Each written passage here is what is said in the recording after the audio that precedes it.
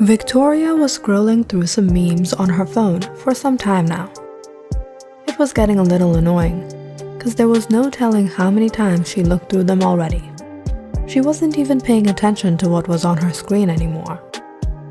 She kept randomly swiping around on her phone, trying to avoid the losers that had been trying to flirt with her. Victoria was at the bus stand, right outside of the library. She came here after school to pick up some college prep books, which she found, so she was happy.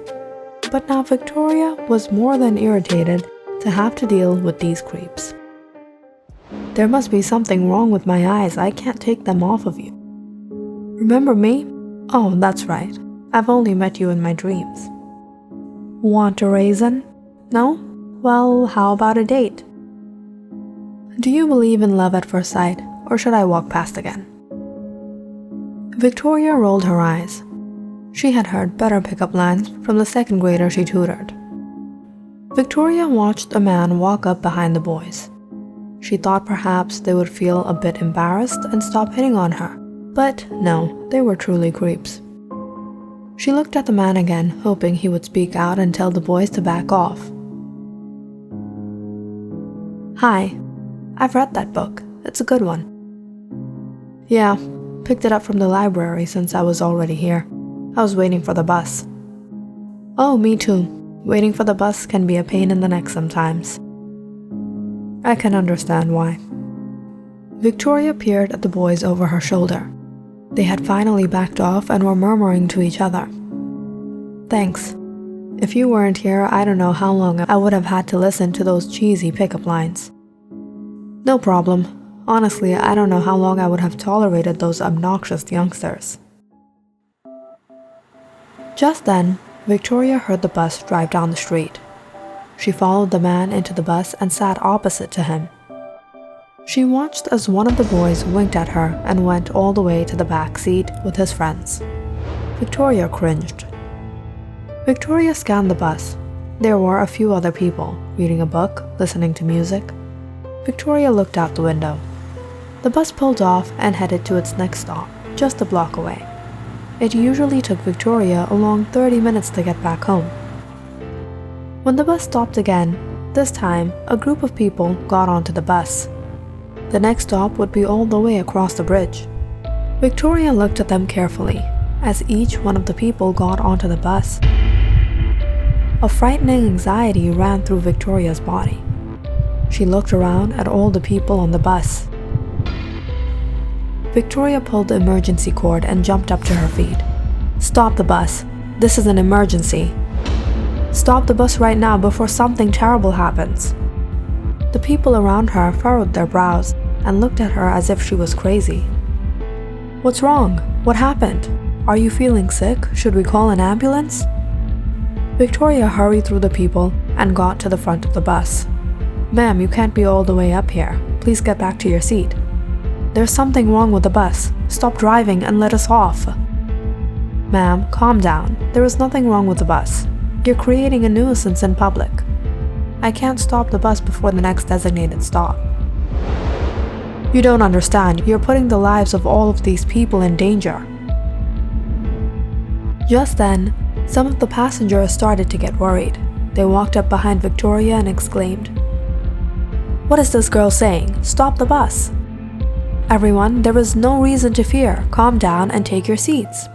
No, there must be some reason behind what this girl is saying. Stop the bus. We want to get off. The bus driver had no choice but to stop the vehicle. He turned the bus to the side of the road and opened the doors. Only a few of the passengers that had become paranoid got outside.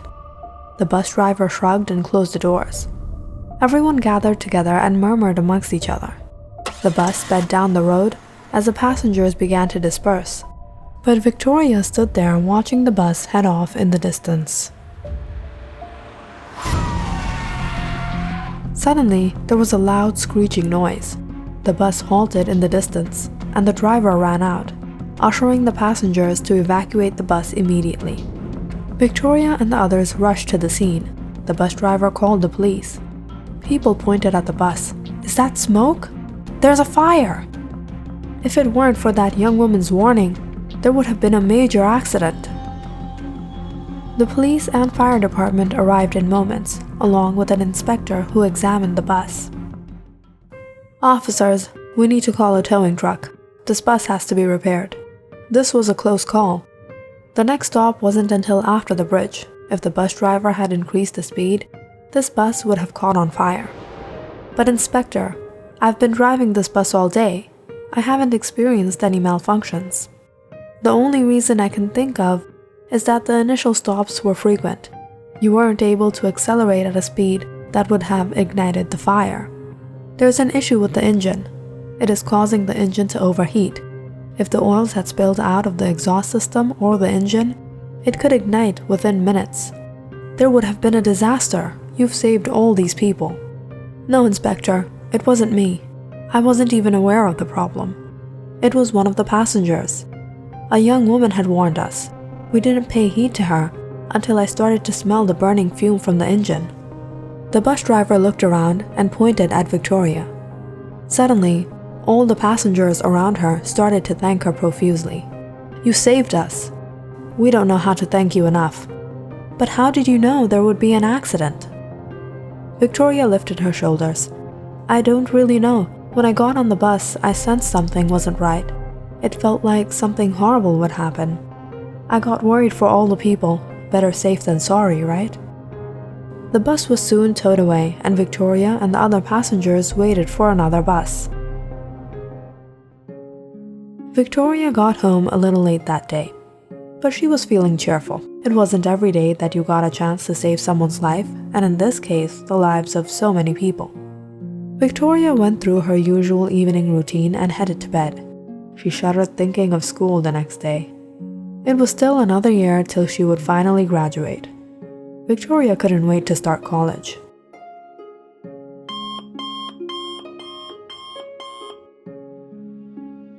Victoria woke up to the sound of her alarm clock. She freshened up and got ready. Her mother had prepared her breakfast at the table. It was running cold, because Victoria was always late. Victoria turned on the news. She always watched the morning news before heading out. She poured out the cereal in her bowl and started playing the game on the back of the cereal box. Just then, her mother yelled out, "Victoria, is that you? You're on the news!" Victoria was surprised to see her name on one of the headlines. A young girl named Victoria Jenkins has saved a whole bus loaded with passengers from a dangerous bus accident. The local people say she is indeed a hero to many. Get an opportunity to meet the young heroes of Jonestown.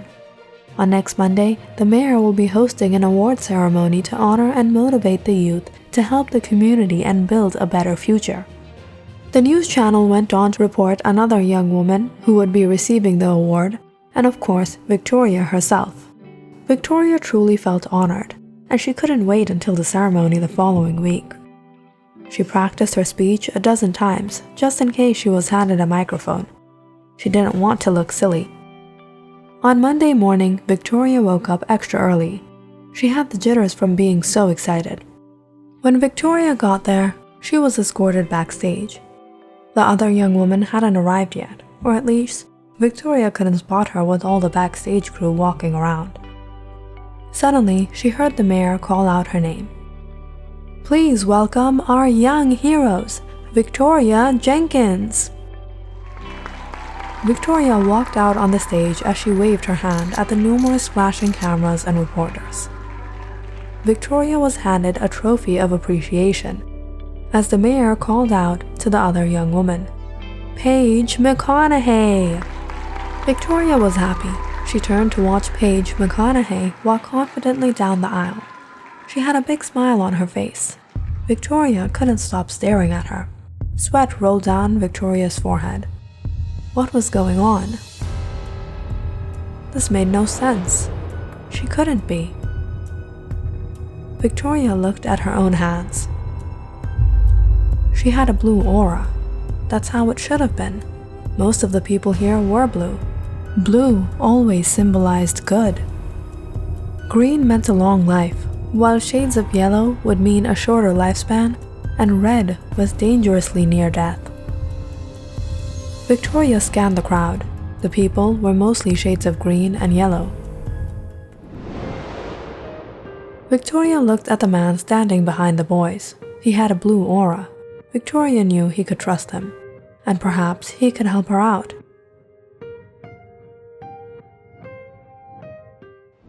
Suddenly, when the bus stopped to pick up more passengers, Victoria was terrified to see each passenger had a red aura around them. Men, women, children. As a matter of fact, everyone's aura on the bus had turned red, even her own. The next bus stop was a long distance away from here. She had to do something. She had to get everyone to safety. "Stop the bus! This is an emergency!" Paige walked up to Victoria. She held out her hand.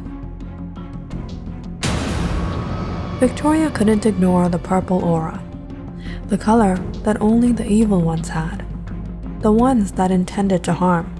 But Paige McConaughey was being awarded the Hero of Jonestown. She saved so many people. Why was she glowing with a purple aura? Victoria nervously shook her hand as Paige looked at her with her innocent eyes.